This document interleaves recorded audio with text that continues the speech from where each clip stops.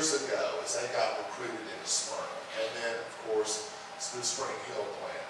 The Smyrna plant, I can assure you, has paid this state back time over and again by its location here and the people who've been employed there and what has happened there.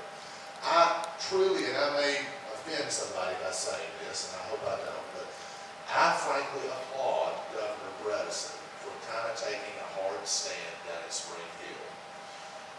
I think they were trying to blackmail the state. He had just given them all kinds of tax incentives down there to convert from the Saturn to the Traverse production. And I think it was a wise investment at the time. What he didn't have any way of knowing is that the GM management, I think very stupidly, had not planned out their production the way they needed to have it. So now they come back in and tell him, well, by the way, for $200 million, we'll keep this plant here. Well, the state of Tennessee is not in a position to pay somebody $200 million. And he worked out a good program with all kinds of tax incentives in there for them to keep that production here. They declined to do that, as I understand it. But now, that's the most efficient, newest plant in the GM system. You can't tell me that they are going to completely shut that thing down. I just don't believe it will happen.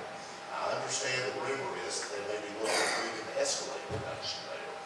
Obviously, they're not talking to me about that, but that is the rumor that's out there.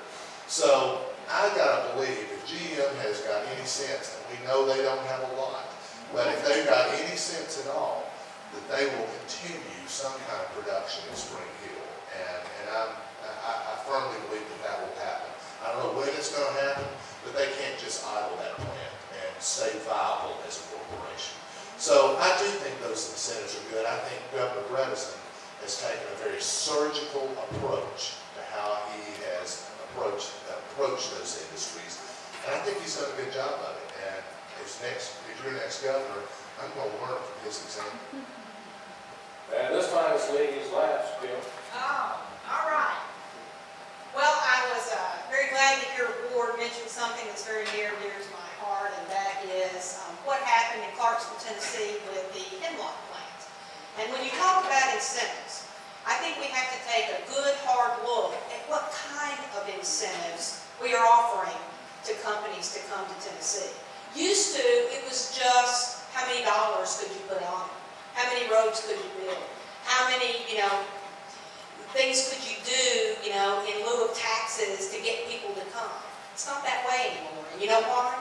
Because companies now have begun to finally realize that the main gem that they have, the number one thing that they consider, and I know this is true because I asked the president of Hemlock Semiconductor Corporation himself, what is the most important thing to you? And you know what he said? His workforce. That's what he believes in. It's the people that work at the facility. And they want to make sure that those people are skilled, that they're trained, that they know what they're doing, and that they can come to work there. So what they told us in Clarksville, Tennessee was, well, if you can give us the skills that we need to train the workforce so that we can employ Tennesseans, then we'll come to Clarksville, Tennessee. So what did we do? We went to Austin Peay State University. We created an entirely new degree program in chemical engineering technology. We built a lab facility with the help of some grant funding from the state of Tennessee. That was the incentive that we offered to them to come. And you know what? They jumped on it because they said that will be able for us to employ Tennesseans in this manufacturing plant. It's a $2.1 billion facility going to employ, right now it's getting ready to start employing over 1,000 construction workers from Tennessee, going to employ 500 to 2,000 people in Tennessee who can get their training that they need to be skilled right here in the state of Tennessee. Those are the kind of incentives that I think are important because they focus on what's most important to these companies, what's most important to the people in Tennessee, and that's the people. That's you. That's the people that work at the facility. That's making sure that you get the training that you need, that you get the kind of skills that you need to go to work, and it makes the company happy, makes the state happy, makes the people that work there happy. Those are the kind of incentives that I think we need to focus on.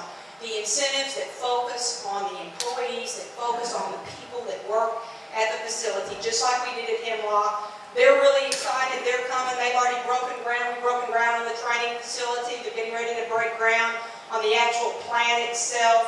And, you know, in 2 years, we're going to have a great facility. We're going to have Tennesseans that are going to have jobs. They're going to be working there. And not only will they have jobs, but they're going to get an education. Something that they can use. They're going to have a degree that they can take with them even if they don't work there anymore and they work somewhere else in Tennessee. So that's what's important. Those are the kind of incentives I would like to see as governor. Those are the kind of incentives that I would focus on all across the state, not just in Clarksville, Montgomery County, but in other places in Tennessee. Thank you, and thank you